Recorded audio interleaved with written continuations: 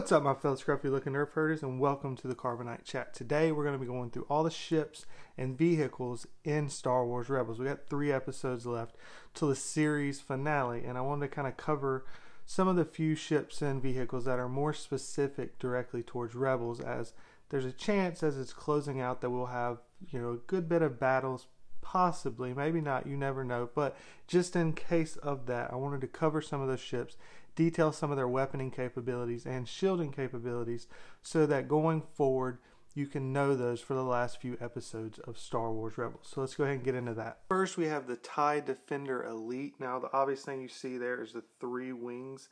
Now, these are used to make it incredibly fast and extremely maneuverable, as well as increasing the shields, giving it a very strong shield compared to any of the other TIE fighters, as well as it has hyperdrive and it has 6 missiles and 6 laser cannons. Here we see the TIE Interceptors. These are an upgrade from the original TIE fighters. They are much faster and have 4 laser cannons.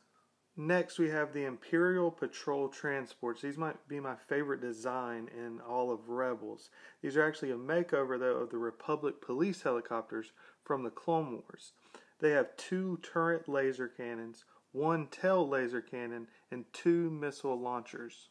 Next are the Arquitens class command cruiser or light cruisers. These are again another remake of the Jedi light cruisers with a few subtle adjustments. 4 quad laser turrets, double-barreled turbo laser batteries, and a concussion missile launcher. Next we have the Imperial Freighters.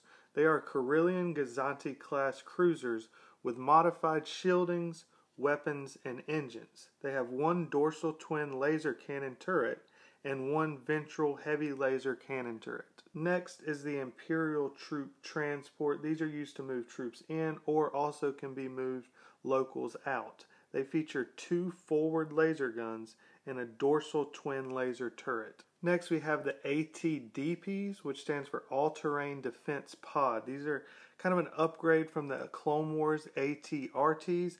They're mainly for patrolling around certain areas, and they usually work alongside speeder bikes.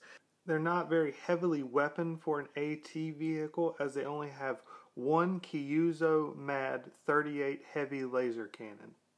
Next we have the Imperial speeder bikes. Now these are key for long distance scouting, as well as chasing fleeing rebels and patrolling alongside the ATDPs, as I mentioned before. They have twin Blastech JB-37 blaster cannons. On the Rebel side of things, we obviously have the Ghost, which is a Corellian modified VC-100 light freighter.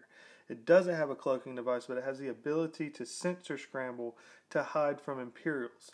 It has 1 dorsal laser turret and 2 forward laser cannons, as well as 2 rear laser cannons. On the back of the Ghost, we have the Phantom, which the Phantom can break off and become a short-range Corellian shuttle fighter. It's heavily armored for such a small craft, with 1 Tamenbach MB-2B twin laser cannon and 1 Tamenbach KX-4 dorsal laser turret.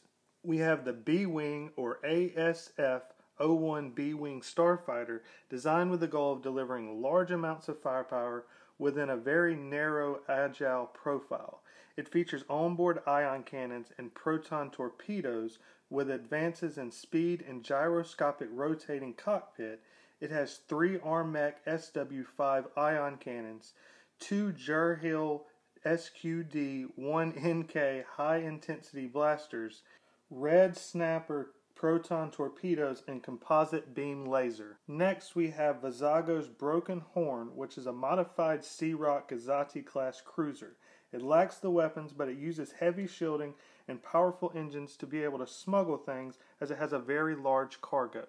The U-Wings are used largely for troop transports, but they do have increased deflector shields thanks to the design, as well as 2 Tamenbach KX-7 laser cannons, which are powerful enough to penetrate the shielding and hull of an Imperial light cruiser. Finally, we have Ezra and Kanan speeder bikes. Ezra is a custom Aerotech Repulsor 614 speeder bike that they got from a surplus. It has twin Blastech JB-37 blaster cannons on it, while Kanan's speeder bike is a Zebulon DAC Jobin 285 speeder bike with Dusat aft firing EMP emitters, but he actually has them disabled on his bike. And that's it. Those are fairly quick video that I wanted to cover on these right before we get those final ones. And so if I missed anything, please comment them down below. I don't think I missed any of the ships, but just in case I did, or if I missed some interesting little nugget on some of those ships, please comment them down below.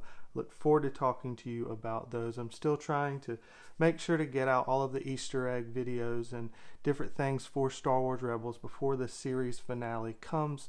It's, you know, it's definitely the least popular thing I do on my channel, so I always try to make sure I do 2 videos on the day that I put those out, and they're not the highest priority to get out, but I am going to get those out for the few of you that actually watch these, because I want to make sure to go for all of the fans that I have, as well as Star Wars Rebels is Star Wars, and so I'm going to cover all things Star Wars. So as usual, thank you very much for watching, and never forget, you Nerf Freighters, I love you.